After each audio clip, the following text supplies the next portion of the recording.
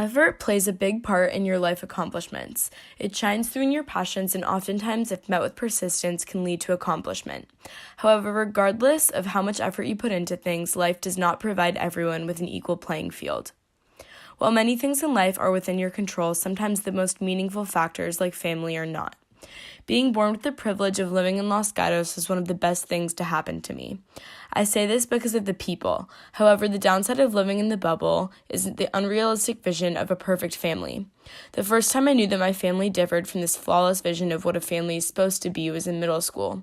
After leaving my friend's Pottery Barn catalog of a house and entering my house to see walls covered in Jack's artwork, I could not help but feel a knot in my throat. The difference was obvious and felt like the sting of tears welling up in your eyes. Saying that I was ashamed of my brother, despite how much I thought it rang true at the time, is a false claim.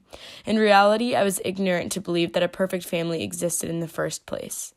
That middle school girl with the Pottery Barn house was later checked into a hospital for a mental breakdown. No matter how someone may present themselves, everyone is dealing with something. My family's flaw came from medulloblastoma, brain cancer. If you've ever seen my house, you will recall Jack's aforementioned artwork. This artwork consists of primary shapes with lopsided faces and the occasional Chuck E. Cheese photo booth mugshot. Despite how it sounds, Jack is a 19-year-old college student. His most pressing issue in life, however, is not report cards, but rather finding out where my mom hides the cheese sticks. Circling back to brain cancer. At age 3, Jack suffered what seemed like extreme migraines. One night, my parents decided they were done with hearing their 3-year-old wince in pain. An emergency room visit and MRI scan later, they got the news that these migraines were actually a brain tumor. This news was the start of a very strenuous process that anyone with a cancer gene in the family knows about.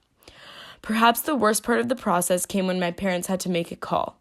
They were given a choice, either administer chemotherapy with the possibility of making Jack mentally handicapped or let cancer run its course and take his life.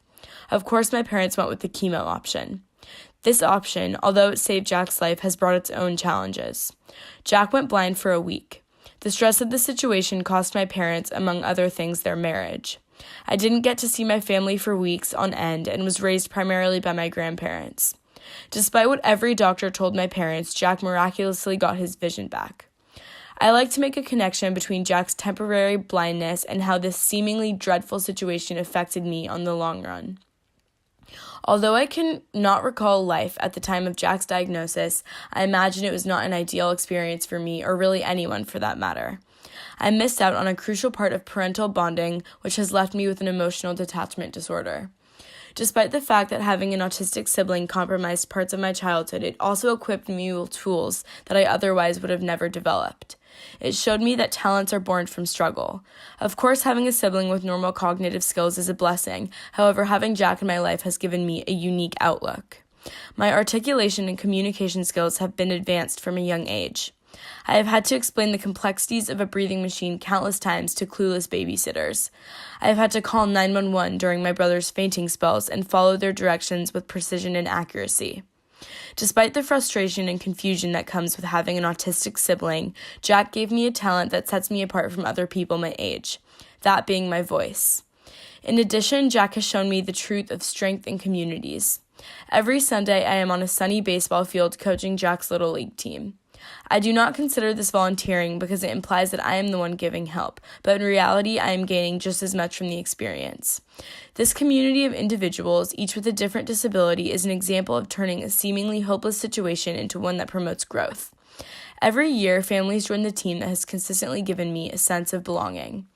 If you learn from this, know that everyone is dealing with something, and how you handle a situation is within your own control. In my family's case, we make an effort to understand Jack's quirks and be compassionate of all that he's gone through. As Dale Harding said in One Flew Over the Cuckoo's Nest, never before did I realize that mental illness could have the aspect of power. Similar to Harding, I realized that having Jack in my life has provided me with an unapologetic voice to express my opinions and a sense of community. This is the power that Harding is talking about. On a broader note, it is key to realize that fixating on the negativity in a situation is detrimental to personal growth. Everyone has a Jack in their life, whether it is tangible or not, and therefore everyone has a choice. Let your faults get the best of you or turn them into extraordinary strengths.